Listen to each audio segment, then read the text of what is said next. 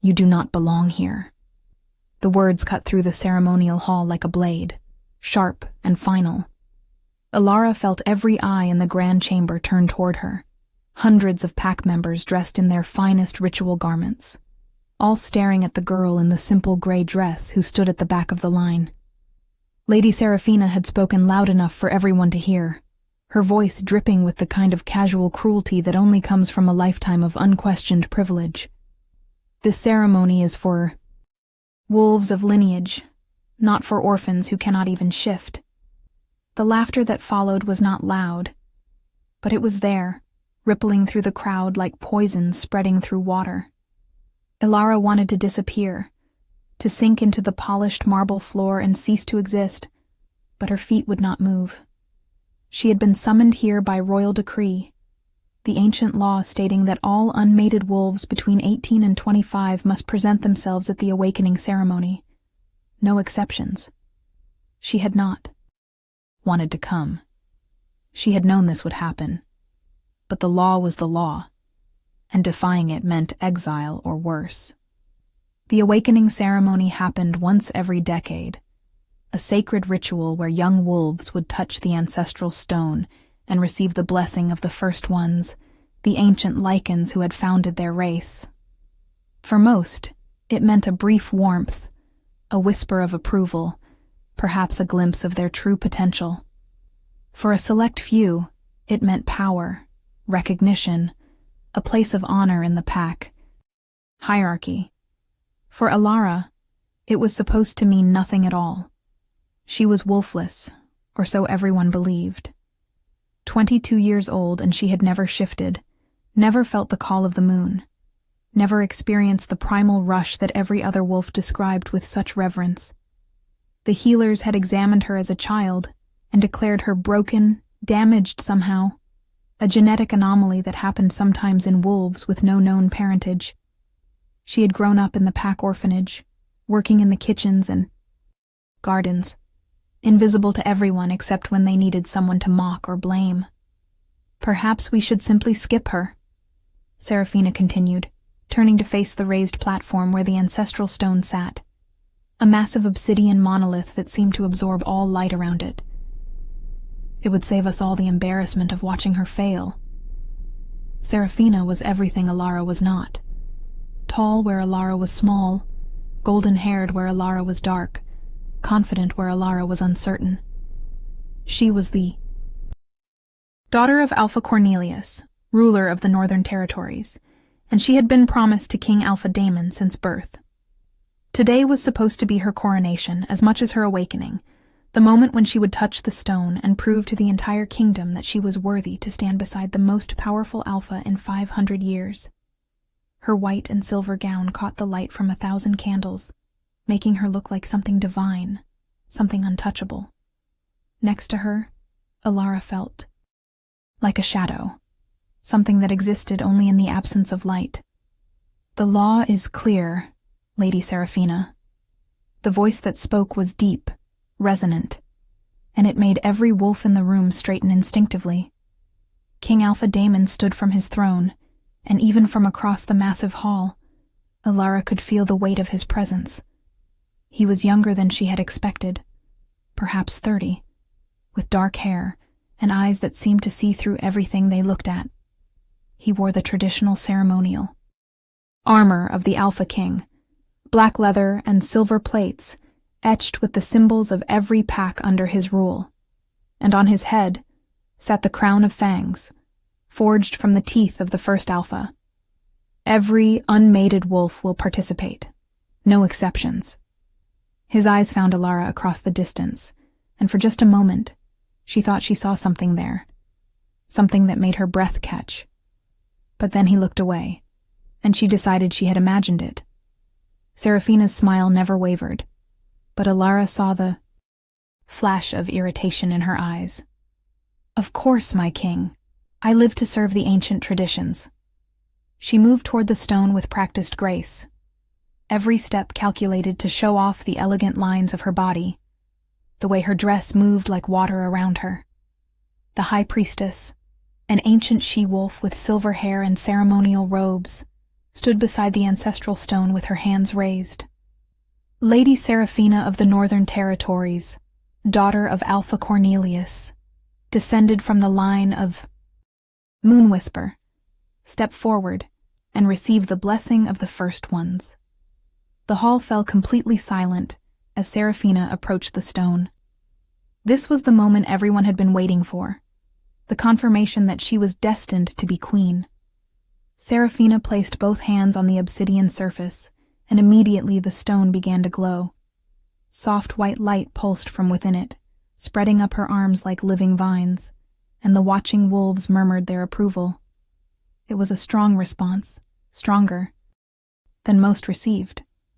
The light grew brighter, bathing Seraphina in an ethereal radiance that made her look like a goddess.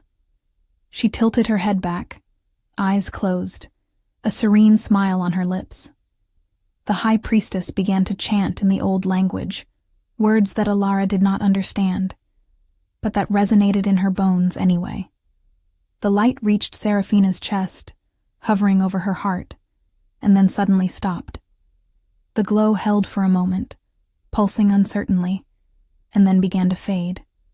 Seraphina's eyes snapped open, confusion flickering across her perfect features. The stone was going dark again, the light retreating back into the obsidian as if it had changed its mind. "What is happening?" Alpha Cornelius stood from his seat beside the king, his voice sharp with concern. The high priestess looked troubled, her ancient eyes studying the stone with an intensity that made the air feel heavy. "The stone has given its blessing, but not its mark. She is accepted, but not chosen." A ripple of whispers spread through the hall. Not chosen meant that while Seraphina was acknowledged as powerful and worthy, she was not the one the ancestors had selected for some greater purpose. It was not a rejection, but it was not the triumphant confirmation everyone had expected either. Seraphina stepped back from the stone, her composure cracking just slightly, a tightness around her mouth that spoke of barely controlled fury. If you are enjoying this story, do not forget to leave a like and subscribe to the channel for more emotional stories like this one. The ceremony continued with the other young wolves approaching the stone one by one. Some received a warm glow of approval, others barely a flicker. None received the mark that Seraphina had been denied, the legendary symbol that would brand itself onto the skin of the truly chosen. Alara watched from her place at the back of the line, her heart pounding harder with each wolf that finished. She did not want to do this.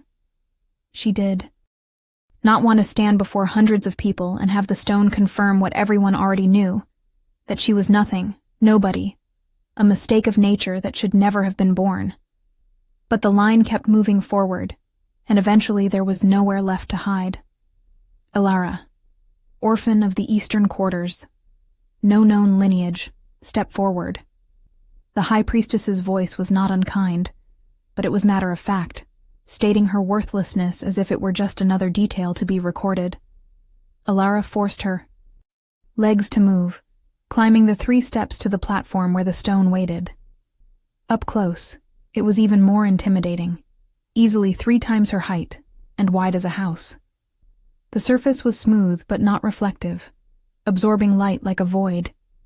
She could feel heat coming from it, or maybe cold. She could not tell which. Her hands trembled as she raised them. "Do we really have to watch this?" Someone muttered from the crowd, loud enough to be heard. "Just let her touch it and move on. We all know. Nothing will happen." Alara placed her palms against the stone, and the world exploded. The sensation was not gradual like it had been for the others. It was instantaneous, overwhelming, a force that slammed into her with the violence of a tidal wave.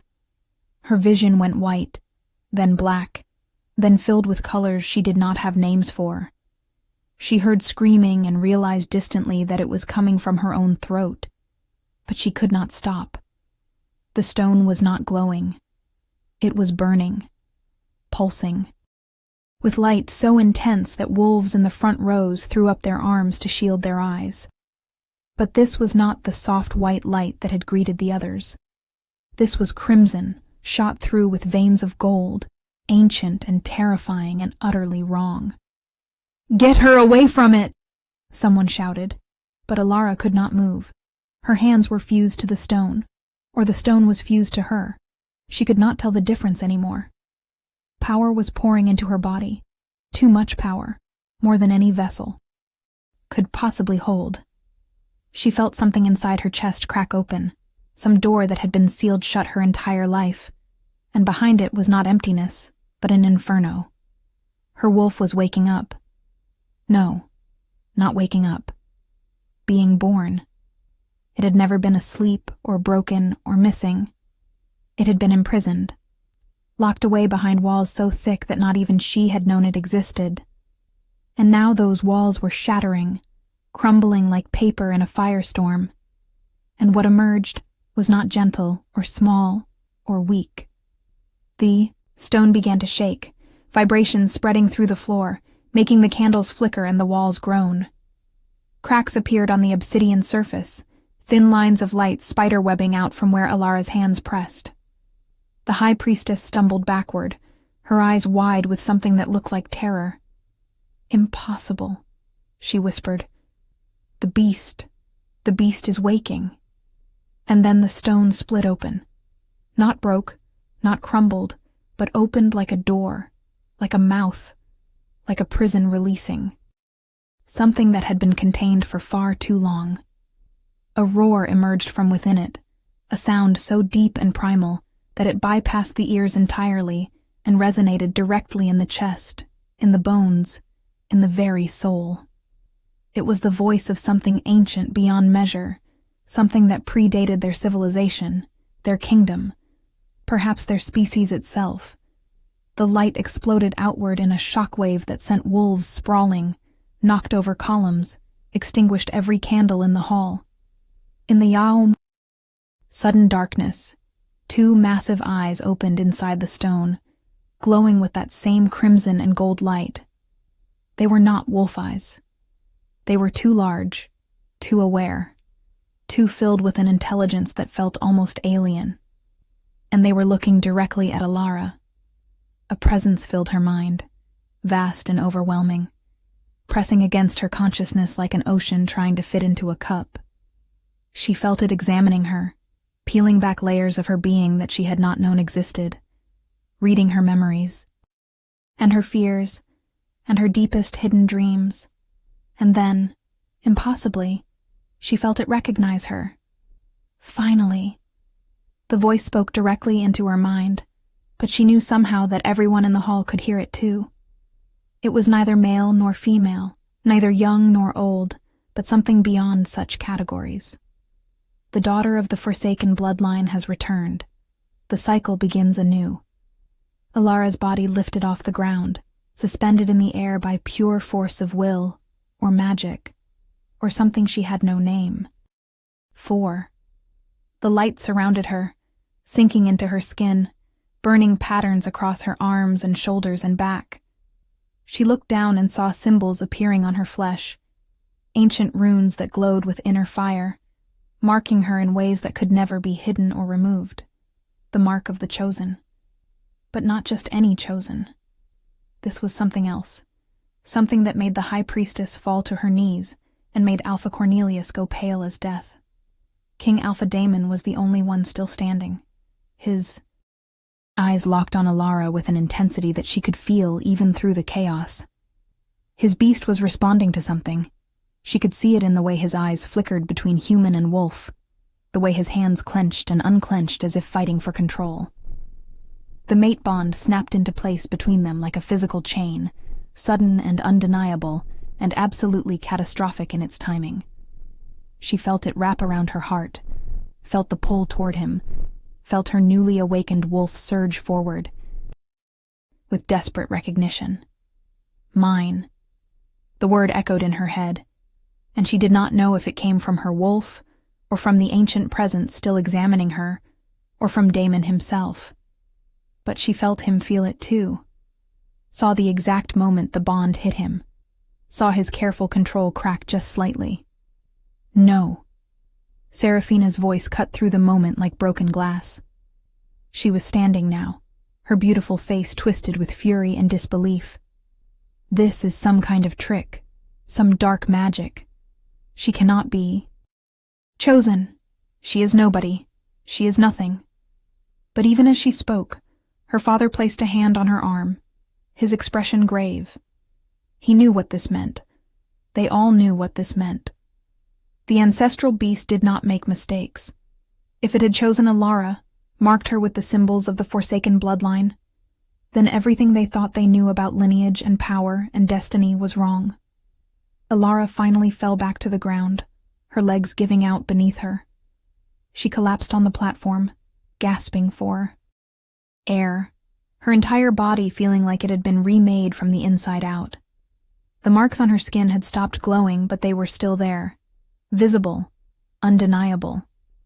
The stone had gone quiet again, the massive eyes closing, but she could still feel the presence lurking inside it, watching, waiting. Her wolf was there now, fully present in her mind for the first time in her life, and it was not small, or weak, or broken. It was enormous, powerful, and absolutely furious at having been locked away for so long. "We are not safe here," her wolf growled. "They will try to kill us." The high priestess approached slowly, reverently, her ancient face filled with awe and fear in equal measure. "Child, do you know what you are?" Her voice shook slightly. Alara shook her head, still trying to breathe, still trying to process what had just happened. "Speak it, priestess." King Alpha Damon's voice was hard, commanding. "Tell us all what the marks mean." The old woman turned to face the assembled crowd, her voice carrying across the silent hall. "These are the marks of the first daughter, the original bloodline from which all Lycans descended. It was believed extinct, destroyed in the Purge 300 years ago when the royal houses consolidated power. But the prophecy spoke of a return, a child hidden in plain sight, who would awaken when the kingdom needed her most. Prophecy is just stories old women tell to feel important." Seraphina spat, but there was panic in her eyes now. She probably used some kind of spell, some forbidden magic to fake this. Alpha Cornelius silenced his daughter with a look. "The ancestral beast cannot be deceived, Seraphina. You know this. If it has chosen her, then she is what the priestess claims, regardless of how impossible that seems." He turned to Damon, and Alara saw something pass between the two alphas, some understanding or agreement that had been made long before tonight. "However, the marriage contract between our houses still stands. The politics have not changed, even if the girl is marked." Damon's jaw tightened, but he nodded slowly. Alara felt the mate bond pulse between them, felt his wolf raging against the decision, even as his human side accepted the necessity. "The ceremony will continue as planned. Lady Seraphina and I will be wed at the next full moon." Each word felt like a knife twisting in Alara's chest, and she saw Seraphina's triumphant smile return. But Damon was not finished speaking. "However, the laws regarding those marked by the ancestral beast are also clear. Alara will be given quarters in the royal wing, protection under my personal guard, and all rights and privileges of the chosen. No one is to harm her or interfere with her training. Is that understood?" The way he said it left no room for argument, but Alara could see the fury in Seraphina's eyes, the calculation in Alpha Cornelius's expression. They would follow the letter of the law, but that did not mean they would accept her. That did not mean they would let her live if they could find a way around the king's protection. "Mine," her wolf growled again, staring at Damon with possessive intensity. "He is ours. The bond pulls. We must claim him." But Alara knew it was not that simple. He was promised to another. He was a king with responsibilities that went beyond personal desire. And she was just an orphan who had somehow become the center of a power struggle she did not understand. What do you think will happen next? Leave your predictions in the comments below. The days that followed were a blur of confusion, terror, and overwhelming change.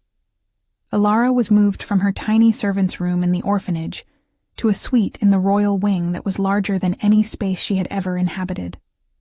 The rooms were decorated in deep blues and silvers, with windows that overlooked the royal gardens and furniture that looked too expensive to touch. Servants she had worked alongside for years now bowed when they saw her, their eyes filled with fear or resentment or carefully hidden curiosity. She was given new clothes, fine dresses in rich fabrics that felt strange against her skin, and a personal attendant, a young she-wolf named Iris, who treated her with careful politeness that felt more like fear. But the worst part was the isolation. Despite being surrounded by people, Alara had never felt more alone. The other young wolves who had been at the ceremony avoided her, whispering when she passed, falling silent. When she entered a room, the older pack members regarded her with suspicion, as if she were some kind of threat, something dangerous that had infiltrated their midst. And Seraphina made sure Alara understood exactly where she stood. She encountered the future queen in the gardens 3 days after the ceremony, surrounded by her circle of noble ladies, all of them dressed in perfect gowns with perfect hair and perfect smiles that did not reach their eyes. "Oh, how lovely to see you.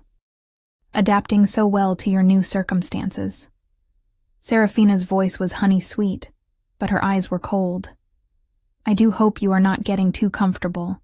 After all, marks fade, prophecies are misinterpreted, and accidents happen so easily in a place as large as the palace."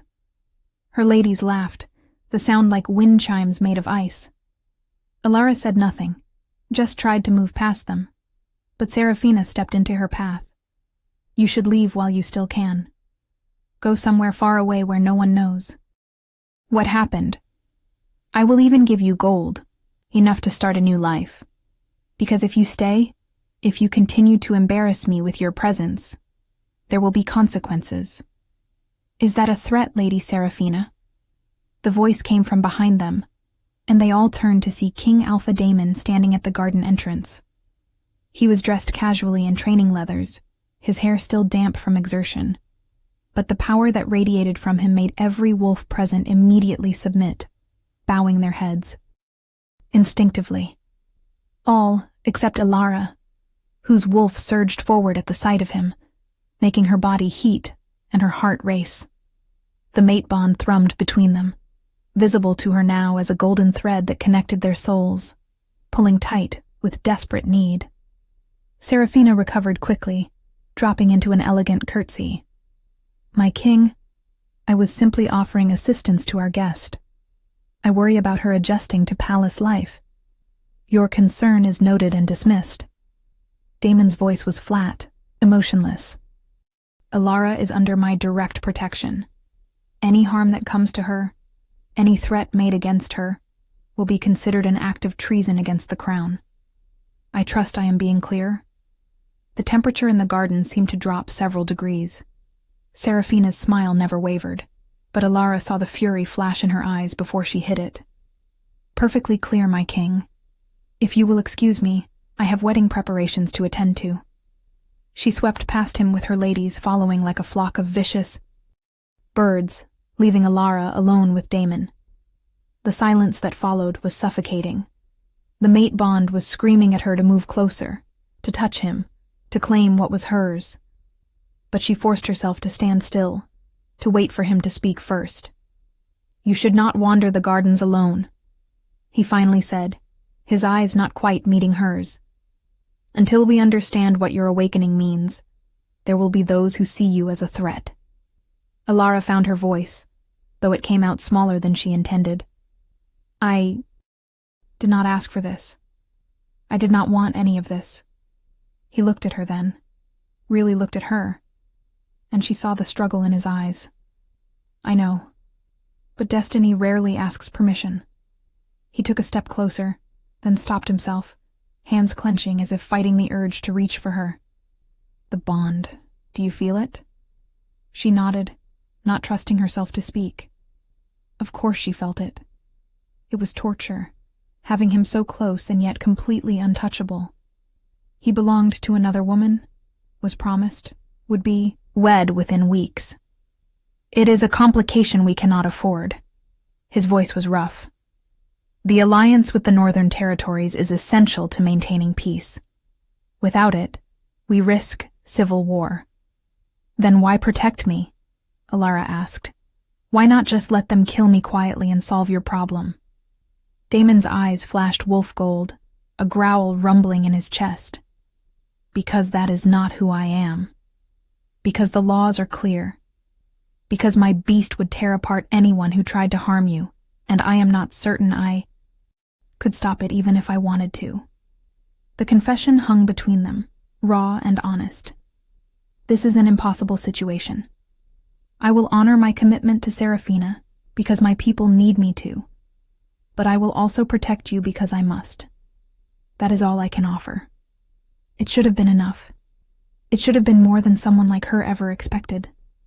But the mate bond pulsed with rejection, with pain, with the knowledge that they were supposed to be together, and politics was keeping them apart.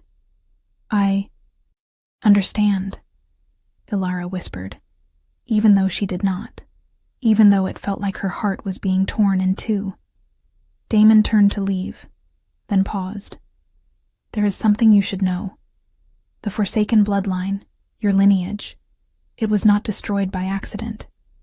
It was systematically eliminated because the power it held threatened every ruling house in the kingdom.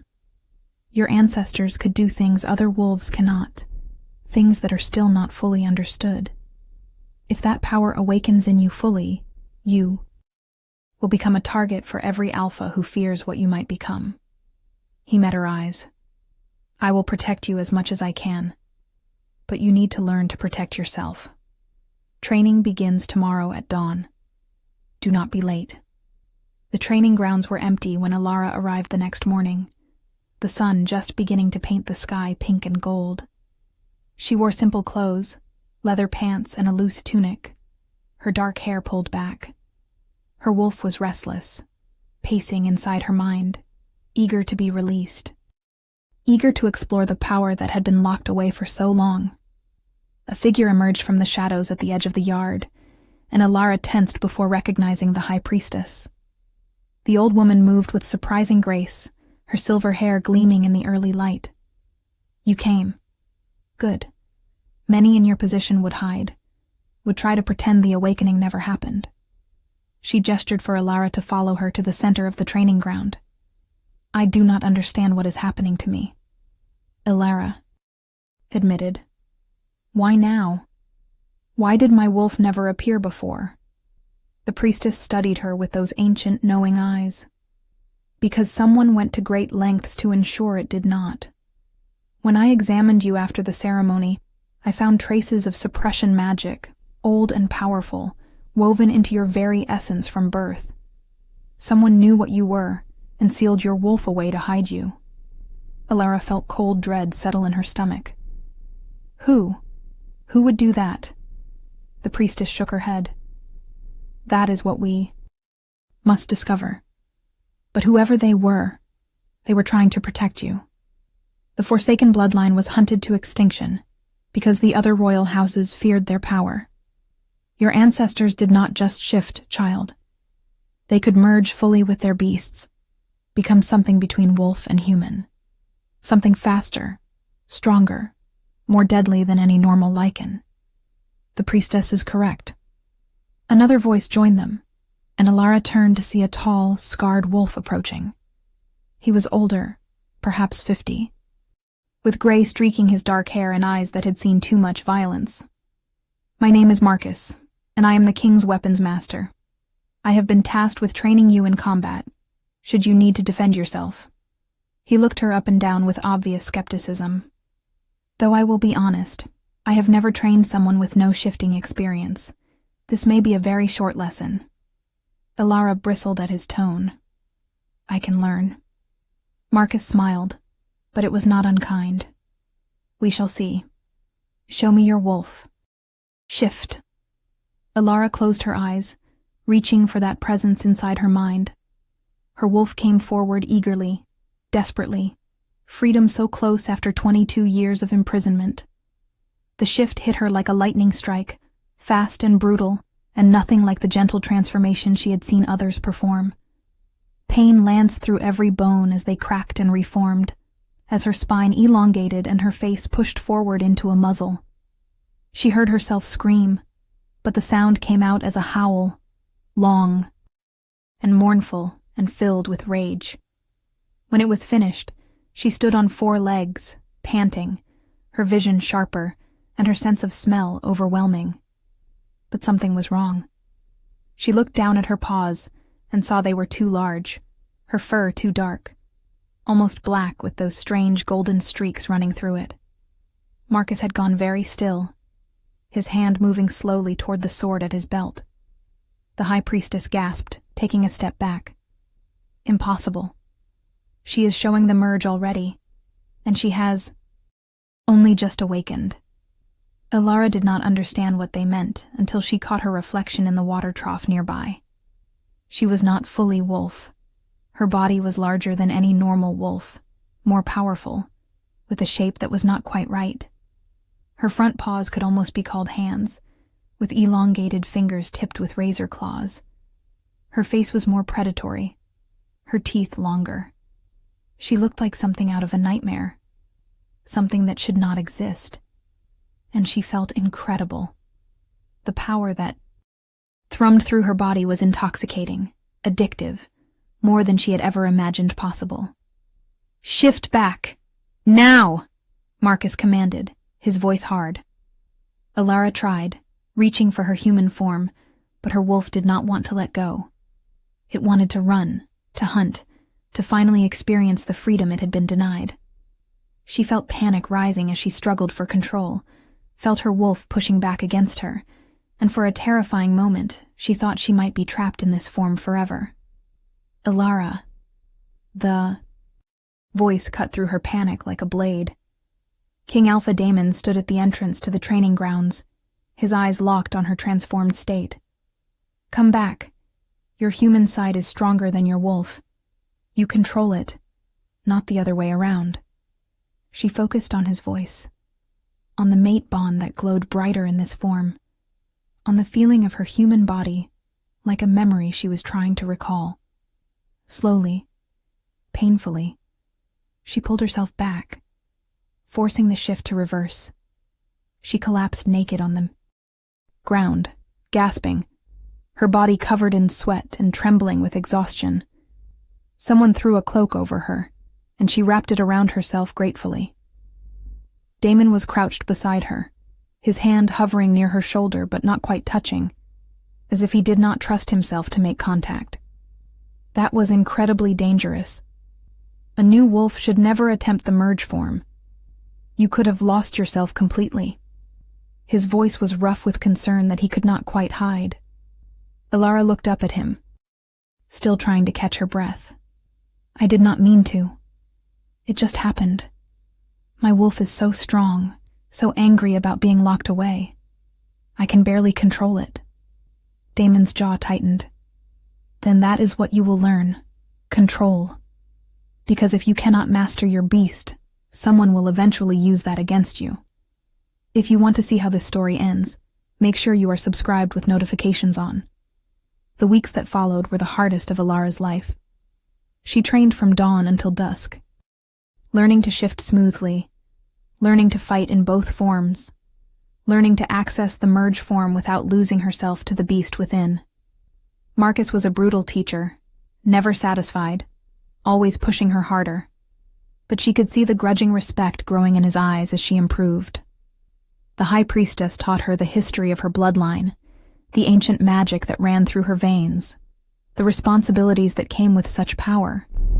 And through it all, she was constantly aware of Daemon's presence, even when he was not physically near her. The mate bond grew stronger every day, more insistent, more painful in its unfulfilled promise. She saw him in the halls sometimes, always surrounded by advisors or guards, always busy with the endless responsibilities of ruling a kingdom. He would glance at her as she passed, just a brief meeting of eyes, but that look contained entire conversations they could not have. She felt his wolf reaching for hers through the bond, felt his struggle to maintain distance when everything in his nature screamed to claim her.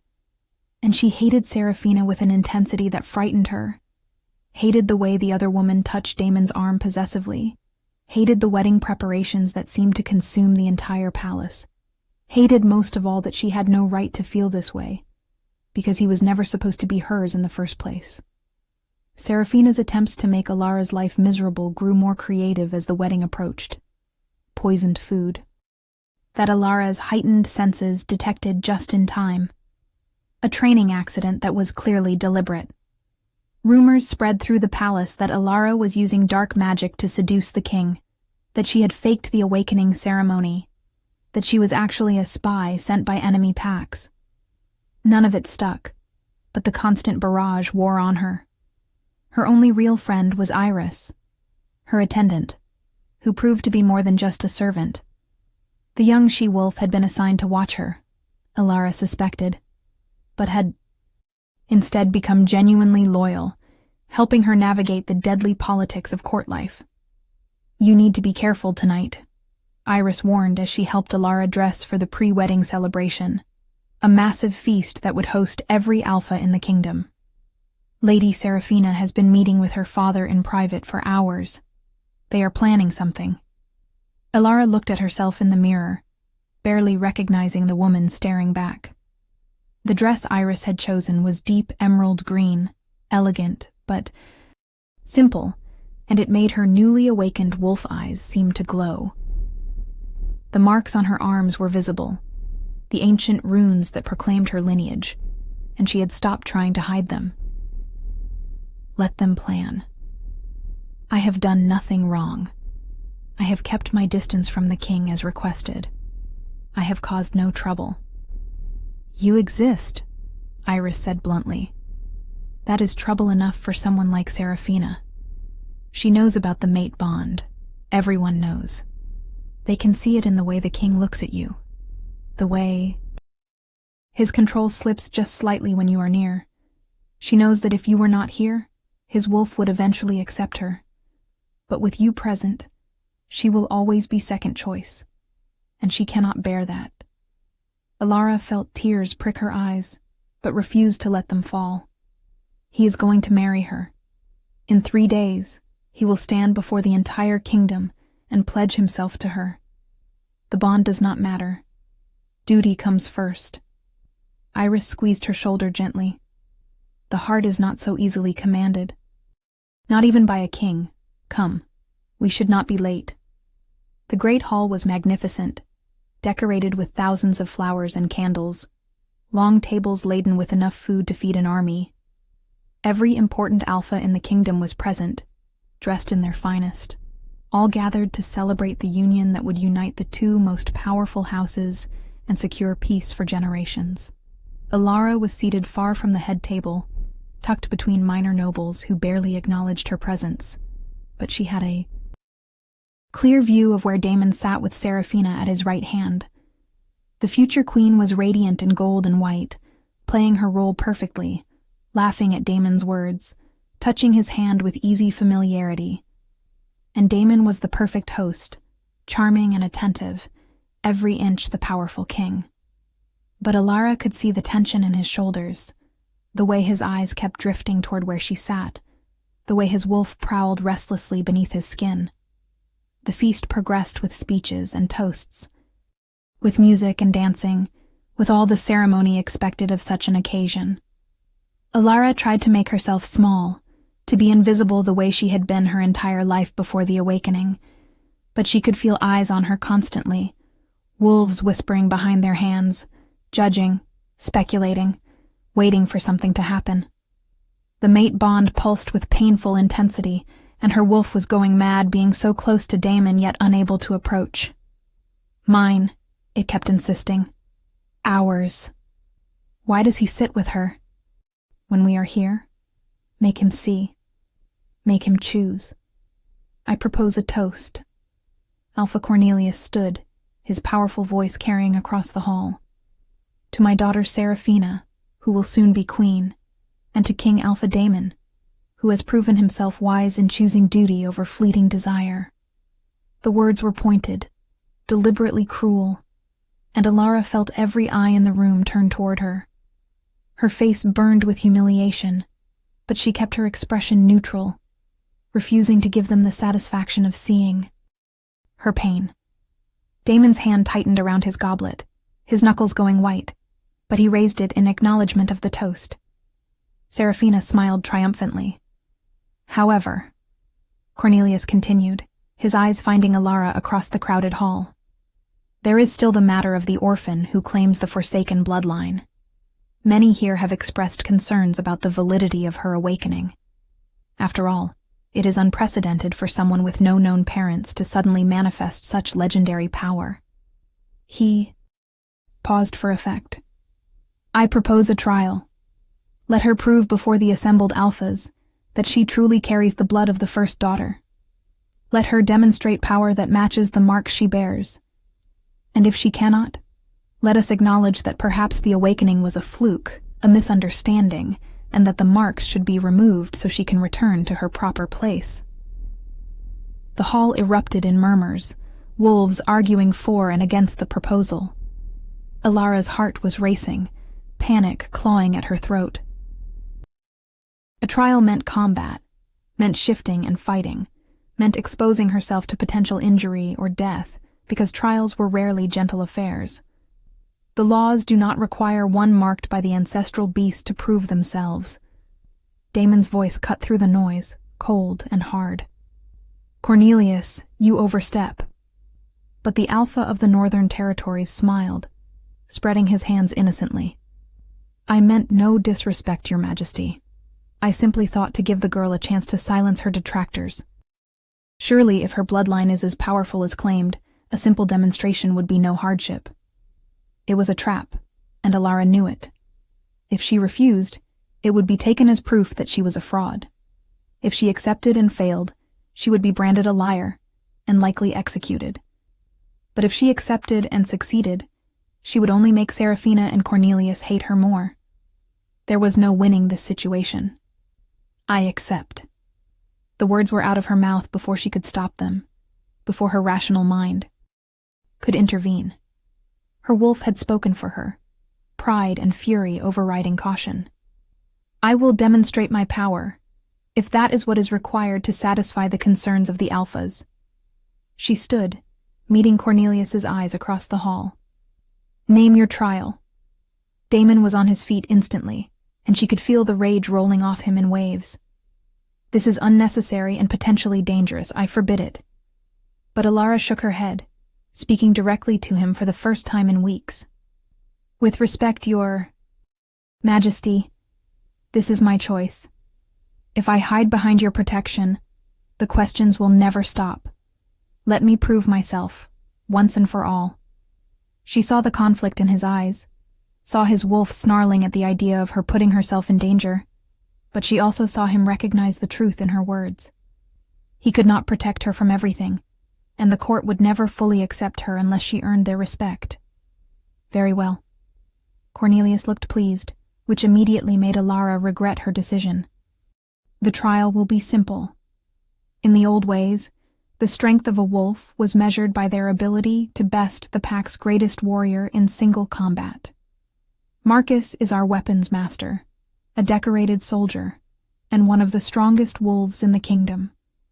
If you can last 10 minutes against him in the combat ring without yielding or falling unconscious, you will have proven your worth. He smiled coldly. Of course, if you wish to withdraw, no one will think less of you. It is a daunting challenge for someone who only awakened a few weeks ago. Marcus had gone very still at the head table, his scarred face unreadable. Alara knew he had been holding back during her training, teaching her rather than trying to defeat her.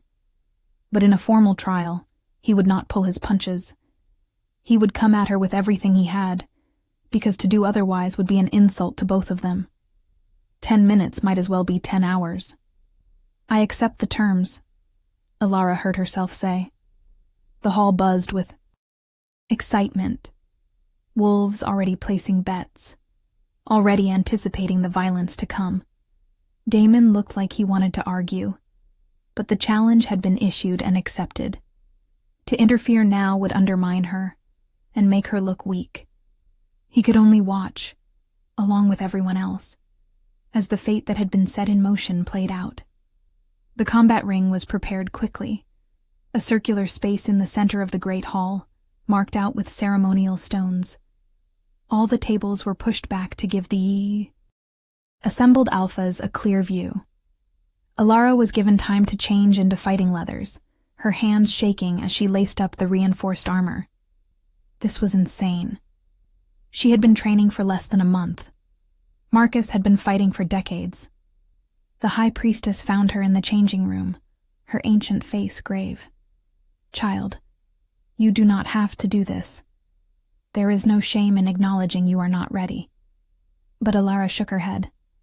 "If I back down now, they will never stop testing me. I would rather die proving I belong than live as a coward." The priestess sighed. "You have your ancestors' pride, for better or worse. Then I will tell you this. The Forsaken bloodline's greatest strength was not just physical power, but the ability to merge consciousness with their beasts. Most wolves suppress their animal side, control it, dominate it. Your ancestors did the opposite. They became partners with their wolves, two minds acting as one. If you can achieve that balance, even for a moment, you will be able to access power that Marcus cannot match." She placed a hand on Alara's marked arm. "Trust your wolf. It has waited 22 years for this moment. It will not let you fall." Alara entered the ring to absolute silence. Every eye in the hall was fixed on her. Hundreds of alphas and their companions watching to see if she was truly what she claimed, or just a pretender who would be exposed and destroyed.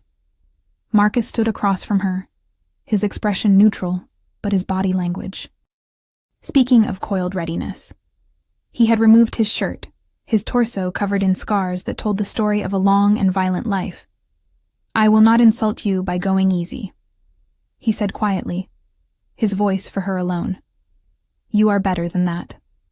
She nodded, appreciating his honesty. "I would not want you to." The High Priestess stood at the edge of the ring, her hands raised.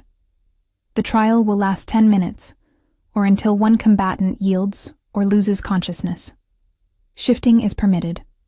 Lethal force is discouraged, but will be forgiven if accidental. Begin." She dropped her hands, and Marcus moved. He was fast, impossibly fast for someone his size, closing the distance between them in a heartbeat. Alara barely dodged the first strike, felt the wind of his fist passing a hair's breadth from her face. She countered with a kick that he blocked easily, his arm like iron. They separated, circling each other, and she could already feel the difference between training and actual combat. There was no safety, no holding back, just pure survival instinct. Marcus shifted mid-attack, his body flowing from human to wolf in less than a second, a skill that took most wolves years to master. His wolf form was huge, battle-scarred, gray and white fur bristling. He launched himself at her, jaws aimed for her throat, and Alara had no choice but to shift as well. Her transformation was faster than before, the pain less intense, and she met him in her merged form, the in-between state where she was. Neither fully human nor fully beast. They collided with bone-jarring force, claws and teeth seeking vulnerable flesh, and Alara realized with cold clarity that Marcus was not just testing her. He was genuinely trying to win, to prove the point that she was not ready, that the awakening meant nothing without experience to back it up. She was stronger than she expected, her merged form giving her power that pure wolf forms lacked. But Marcus had decades of battle wisdom, knew every trick, every feint, every way to exploit weakness. He drove her back across the ring, his attacks relentless, and her defenses were crumbling. Blood ran from a dozen shallow cuts, her breathing was labored, and she knew she was losing. The crowd was murmuring, excitement giving way to disappointment that the fight would be over so quickly. "Trust your wolf," the priestess had said. "Become partners." Alara stopped trying to control her beast, stopped fighting it for dominance, and instead opened herself. Completely. What do we do? She asked her wolf. How do we survive this? The response was immediate and overwhelming. Her wolf surged forward, but instead of taking over, it merged fully with her consciousness. Suddenly she could think with both her human intelligence and her wolf's instincts simultaneously, see with both perspectives, move with a grace and power that transcended either form alone. The world slowed down, or she sped up, and she could suddenly track Marcus's movements before he made them, read his body language, anticipate his strikes. When he lunged again, she was already moving, flowing around his attack like water, her claws raking across his exposed side. He yelped in surprise, blood blooming on his gray fur, and Alara pressed her advantage. The fight changed in that moment. She was no longer defending, reacting, losing. She was hunting, and Marcus became the prey. Every lesson he had taught her came together in a symphony of violence, every instinct her wolf possessed combining with her human capacity for strategy. She moved faster than any normal wolf, struck harder than her size should allow, and most terrifying of all, she fought with a savage joy that made the watching alphas lean forward in their seats. This was not a frightened orphan trying to prove herself. This was the heir to an ancient bloodline showing exactly why her ancestors had been feared. Marcus shifted back to human, bleeding from multiple wounds, his expression mixing respect with alarm. Yield, he said quietly, raising his hands. The word echoed in the sudden silence. Alara stood in her merged form, breathing hard, her consciousness still intertwined with her wolf's, and for a long moment she did not want to stop. Her wolf wanted to keep fighting, to dominate, to prove beyond any doubt that they were superior. But her human side remembered why they were here, remembered that Marcus was her teacher, her ally, and that this was a trial, not a war. She forced the merge to release, shifting back to human form, and stood naked and trembling in the center of the ring, covered in blood and sweat and glory. The hall erupted. Some wolves were cheering, others arguing, but all were talking about what they had just witnessed. Alara had not just lasted 10 minutes. She had defeated one of the kingdom's greatest warriors in less than 8. Someone threw a cloak around her shoulders, and she wrapped it gratefully around herself, her legs shaking so badly she could barely stand. Marcus approached her, limping slightly, and held out his hand. You have the heart of a true warrior, and the power to match. I am honored to have trained you. She clasped his hand, overwhelmed by emotion she could not name. Alpha Cornelius looked like he had swallowed something poisonous, but he stood and addressed the hall. The trial is complete. The girl has proven herself. The matter is settled. But Alara barely heard him. Her eyes had found Damon across the room, and the expression on his face made her breath catch. His eyes were pure wolf gold, his control hanging by a thread, and the mate bond between them was screaming with need and pride and desperate longing. He looked at her like she was the only thing in the world that mattered, like he was seconds away from crossing the hall and claiming her in front of everyone. Politics and promises be damned. And she wanted him to.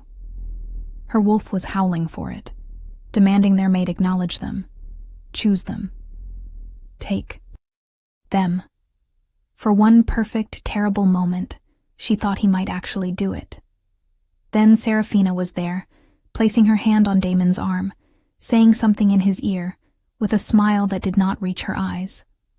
The contact broke whatever spell had held him, and Alara watched his expression close off, watched him become the king again, instead of just a man held captive by a bond he could not fulfill. He nodded to Seraphina, then turned and left the great hall without a backward glance, and Alara felt something in her chest crack. She had proven herself to every alpha in the kingdom, had shown them power they could not deny, had earned respect and recognition. But she had lost the only thing that mattered. Because in 3 days, Damon would marry another woman, and no amount of power or lineage would change that. If this story touched your heart, Share it with someone who loves epic romance. Tell me in the comments. Did you see this ending coming? The 2 days before the wedding were a blur of misery.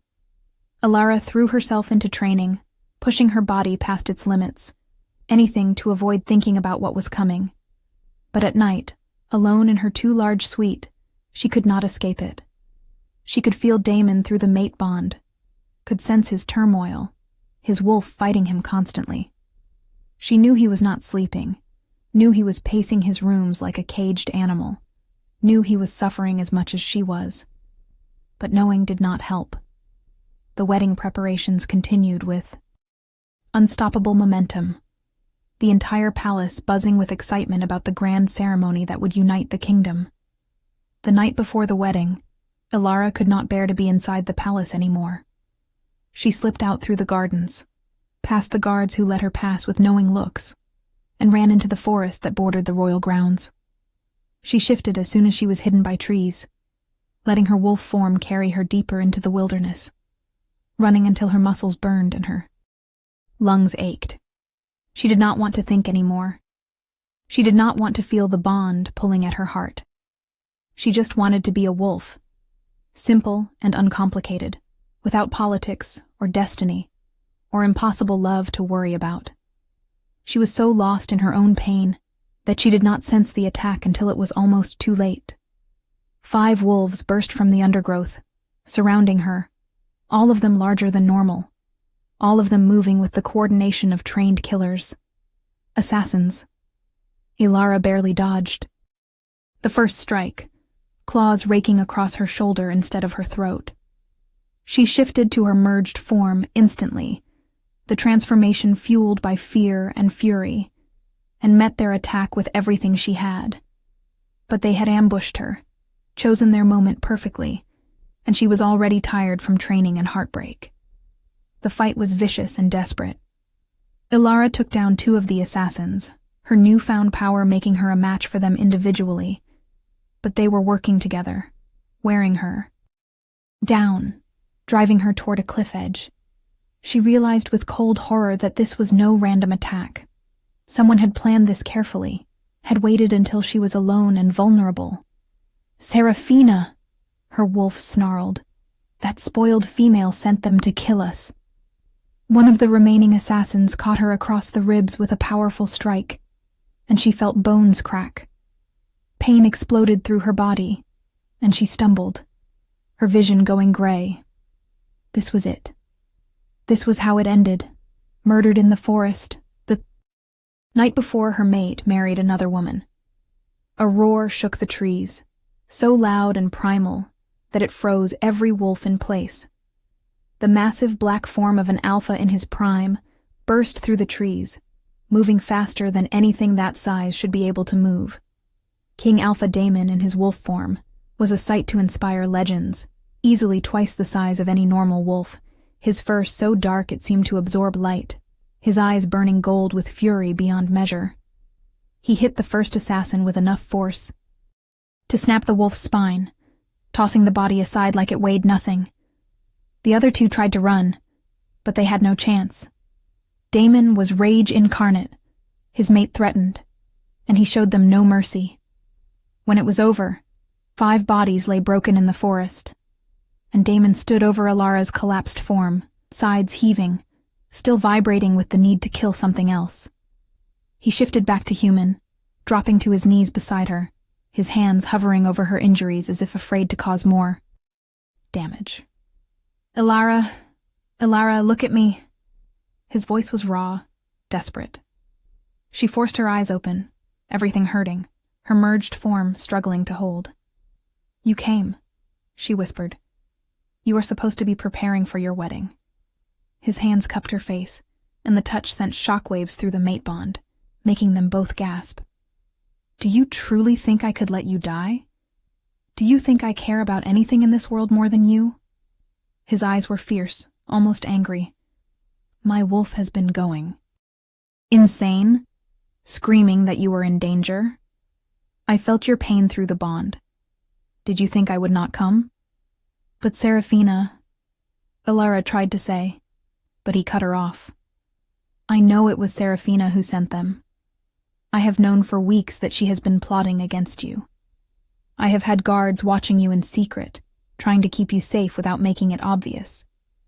But tonight they failed, and you almost died because I was too concerned with politics to do what I should have done from the beginning. He pulled her carefully into his arms, holding her against his bare chest, and the contact made the mate bond sing even through her pain. I am done pretending. I am done sacrificing my soul for political convenience. If accepting you means war, then there will be war. If claiming my mate destroys alliances, then they were never worth having. Alara's heart stuttered. What are you saying? Damon looked at her with such intensity that she could barely breathe. I am saying that tomorrow there will not be a wedding. I am saying that I am going to stand before every alpha in the kingdom and tell them that you are my true mate, my chosen queen, and anyone who has a problem with that can challenge me directly. His thumb brushed across her cheek, wiping away blood and tears. I am saying that I love you, Alara of the Forsaken bloodline, and I am choosing you. I am choosing us, even if it costs me my crown. The words she had dreamed of hearing had given up hope of ever. Hearing washed over her like a benediction. But she had to be sure, had to know he understood what he was offering. Your people need peace. The alliance with the Northern Territories. He silenced her with a kiss, fierce and claiming and full of weeks of denied passion. When he pulled back, his eyes were blazing. My people need a king who leads with integrity, not one who breaks the most sacred bond our kind acknowledges for political gain. They need you, whether they know it yet or not. Your power, your bloodline, what you represent. And I need you more than I need air. Alara felt tears streaming down her face, her wolf howling with joy, even as her body screamed with pain. The other alphas will not accept this easily. Cornelius will demand compensation, maybe even challenge your right to rule. Damon smiled, and it was not a kind expression. Let them try. I am the Alpha King not because of my bloodline, but because I am the strongest wolf in 5 generations. Anyone who wants to dispute my choice can meet me in single combat, and we will see how their objections fare against my teeth in their throat. He carefully lifted her into his arms, cradling her against his chest. But first, we get you to the healers. Then we prepare for the storm that is coming. Together. As he carried her back through the forest, Alara leaned her head against his shoulder and let herself finally, truly believe that this was real. The mate bond wrapped around them both like a warm blanket. No longer painful but complete, satisfied, right? Her wolf was purring contentedly, finally at peace. They had their mate. They were going home. Everything else would work itself out. It had to.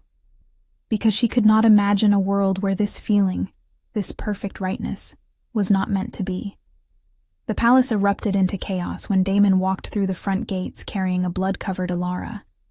Healers were summoned immediately, along with guards, advisors, and within minutes, a furious Alpha Cornelius and his daughter. Alara was taken to the healing chambers, where wolf magic and medicine worked to mend her broken ribs and various wounds. Through it all, Damon never left her side, holding her hand, radiating such deadly intent that even the healers moved carefully around him.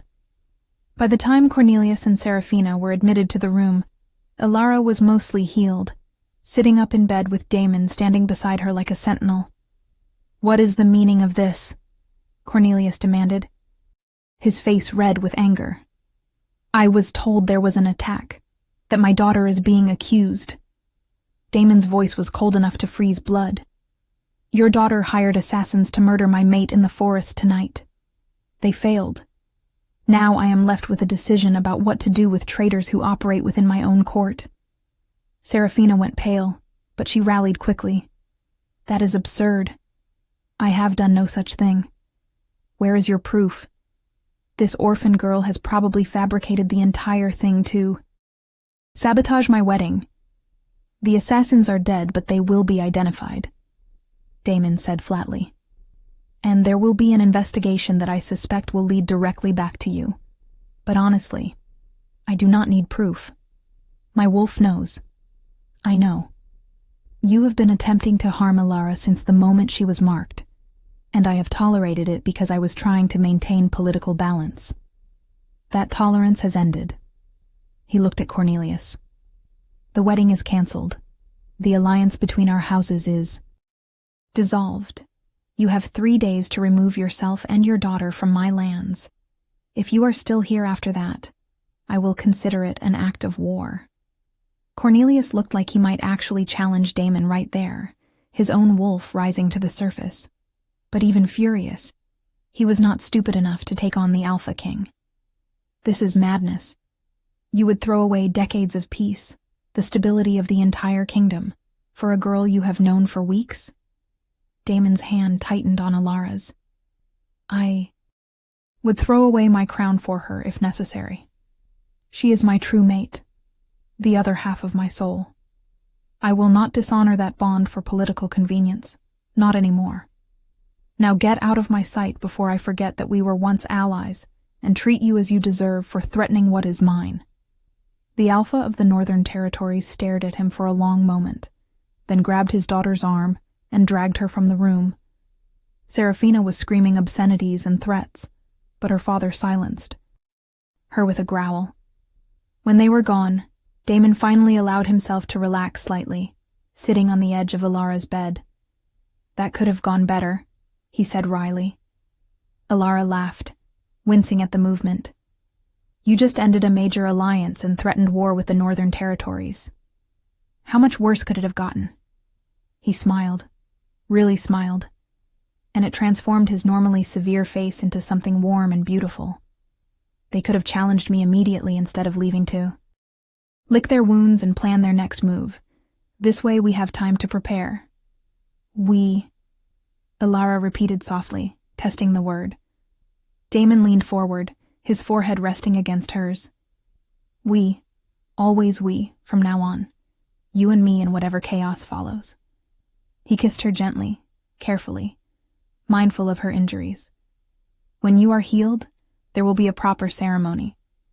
Not a political marriage, but a true mating, where I mark you before the pack and the moon and claim you as mine for all to see. But even without the ceremony, you are already my queen.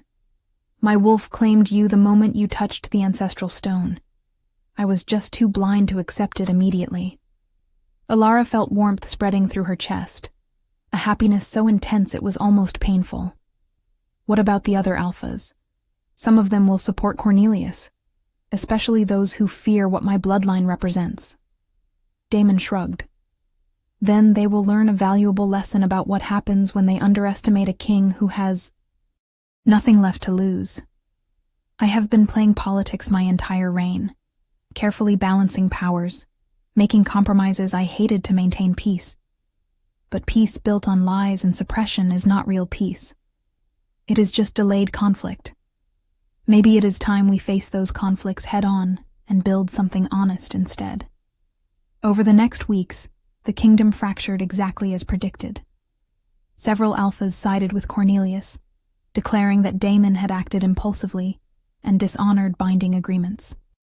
Others supported their king, some because they truly believed in the mate bond, others because they feared his power too much to oppose him. The realm teetered on the edge of civil war, but through it all, Daemon never wavered, never showed regret. He formalized Alara's position as his chosen mate, gave her a seat on his council, and began actively seeking out information about the Forsaken bloodline and why it had been suppressed. What they discovered changed everything. The Forsaken bloodline had not been destroyed because they were dangerous, but because they were prophesied to unite the Lycan race, to end the system of competing alphas and territories in favor of a single, stronger nation. The ruling houses had eliminated them to maintain their own power, and then erased the history to hide their crime. Alara was not just powerful, she was the key to transforming their entire society. And when word of this spread through the kingdom, carried by the high priestess who remembered the true histories, even some of Cornelius's allies began to reconsider their position. The mating ceremony took place under the full moon, with half the kingdom watching. Damon marked Alara before the ancestral stone, the same stone that had awakened her power. And when he bit her shoulder in the ritual claiming, their bond blazed so bright that every wolf present felt the echo of it. She marked him in return, her wolf surging forward to leave her own claim on his skin, and the reciprocal bond locked into place with a force that sent shockwaves through the gathered crowd. They were joined, truly and completely, and the power that resulted from their union was undeniable. Alpha Cornelius, faced with a choice between war and acceptance, eventually bent the knee. Not with grace, not with joy, but with the recognition that he could not win against an Alpha King who had unlocked the legendary power of the Forsaken bloodline through his mate bond with its last heir. Seraphina was exiled to Woe, the northern territories, forbidden from ever entering the royal lands again. Some whispered she was planning revenge from afar, but Alara could not bring herself to care. She had everything she wanted, a mate who loved her fiercely, a wolf who was finally free, a future that was hers to shape. 1 year after the awakening ceremony that changed her life, Alara stood on the palace balcony overlooking the kingdom that had once considered her less than nothing. She wore the crown now, not the crown of fangs that Damon inherited, but a new crown forged specifically for her, set with stones that matched the color of her marks. Beside her, Damon wrapped an arm around her waist, pulling her close. "Do you ever regret it?" he asked quietly. "The simple life you had before all this?" Alara thought about it honestly, then shook her head. That was not a life. That was just surviving. This, with you, with purpose and power and belonging, this is living. He kissed the top of her head. The other. Alphas are still nervous about you. They see what you can do, what you represent, and they fear change. Alara smiled, a fierce, confident expression that would have been impossible a year ago. Let them be nervous. Let them remember that power without honor means nothing, that traditions that harm must be challenged, that destiny can find you even when you are invisible. We will reshape this kingdom together, make it into something better, something worthy of our children. His hand dropped too. Her stomach, where new life was just beginning, too small to sense yet, except through the bond they shared. Our children. He breathed. The first heirs born of the Alpha King and the Forsaken bloodline in 300 years. Alara leaned into his embrace, watching the sunset paint the sky in shades of crimson and gold, the same colors that had marked her awakening. She thought about the terrified girl who had stood in the ceremony hall, convinced she was nothing, convinced she did not belong. That girl was gone, transformed by fire and love, and the discovery of power she never knew she possessed. In her place stood a queen, a warrior, a wolf who had claimed her destiny instead of letting it claim her. And beside her stood the one person who saw her, truly saw her. From the very beginning. No one spoke when the ancient beast chose her over the Alpha King, but they would speak now. They would tell stories of the orphan who became queen, of the mate bond that changed a kingdom, of the Forsaken bloodline that rose from extinction to reshape the world. They would remember, and they would know that destiny is not about where you start, but about what you become when you finally stop being invisible and claim the power that was always yours.